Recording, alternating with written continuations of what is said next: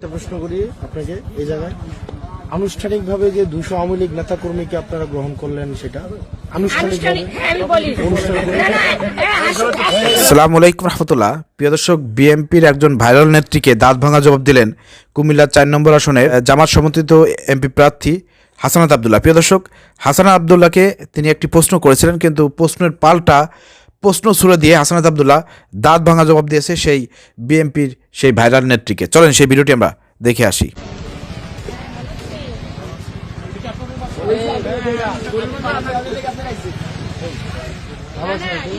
আমরা সবাই জুলাই যোদ্ধা হয়ে কিন্তু যারা নিয়ে জুলাই আন্দোলনের বিরোধিতা ছিল, যারা জুলাই আন্দোলনের সরাসরি বিরোধিতা করছে এবং 4 তারিখ রুবেল খুন হওয়ার পরে যারা লিস্ট করছে তাদের নাম দিবে, তার বাড়িতে তো যাইতে পারো না।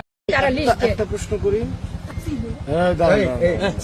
একটা প্রশ্ন করি আপনাকে এই জায়গায় আনুষ্ঠানিকভাবে যে 200 আওয়ামী লীগ নেতা কর্মীকে আপনারা গ্রহণ করলেন সেটা আনুষ্ঠানিকভাবে আমি বলি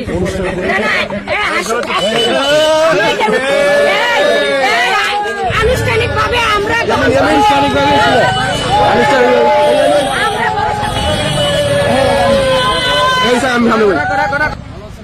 প্রিয় দর্শক, খুবই চমৎকার জবাব দিয়েছেন হাসানাত আবদুল্লাহ। আপনার ভিডিওটি শেয়ার করে সবাইকে দেখার সুযোগ করে দেন।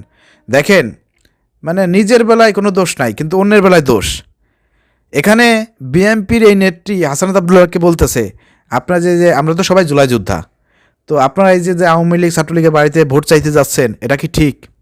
প্রিয় দর্শক, এটার জবাবে হাসানাত আবদুল্লাহ বিএনপি নেত্রীকে প্রশ্ন ছুড়ে দিয়েছে। কি বলেছেন? তিনি বলেছেন আপনারা যে এই যে আনুষ্ঠানিকভাবে 200 আওয়ামী লীগ ছাত্রলীগকে আপনাদের দলে নিলেন, এটার কি হবে? এটার জবাবটা কি? এই কথা বলার সঙ্গে সঙ্গে আশেপাশে যেসব নেতাকর্মী ছিল, প্রিয় দর্শক, সবাই কিন্তু হাততালি দিয়েছে এবং দাঁত ভাঙা জবাব দিয়ে হাসানাত আবদুল্লাহ দিয়েছে, এটা কিন্তু প্রমাণ হয়েছে। প্রিয় দর্শক, তো আসলে ওইটাই বাস্তবতায় কিন্তু এটাই চলতেছে। ঠিক আছে, নিজেদের দোষটুরিতে দেখে না, অন্যটা দেখে। আওয়ামী লীগ ছাত্রলীগের বাড়িতে ভোট চাইতে গেলে পরে সমস্যা, কিন্তু তাদের লোকদেরকে যে আপনারা দলে নিচ্ছেন এটাই কোনো সমস্যা নাই। মানে পাগল বোঝান সবাইকে, না? প্রিয় দর্শক, দেখেন বিএনপি অনেক খুশি হচ্ছে, বিভিন্ন জায়গা থেকে আওয়ামী লীগ ছাত্রলীগের লোকজন দলে আসতেছে, ভাবছে যে এরা মনে হয় আমাদের দলে আসতেছে, আমাদের দল করবে। মিয়া ভুলে গেছেন, আওয়ামী লীগ ছাত্রলীগ যারা করে এরা বিএনপির মধ্যে ঢুকতেছে সুকৌশলে, হাসিনার পরামর্শে, হাসিনার সিদ্ধান্তে তাদের লোক আপনাদের মধ্যে ঢুকিয়ে আপনাদের দলটাকে শেষ করবে, ধ্বংস করবে। এর জন্যই পরিকল্পিতভাবে তারা ঢুকাচ্ছে, আর আপনারা তাদেরকে সাদরও গ্রহণ করতেছেন।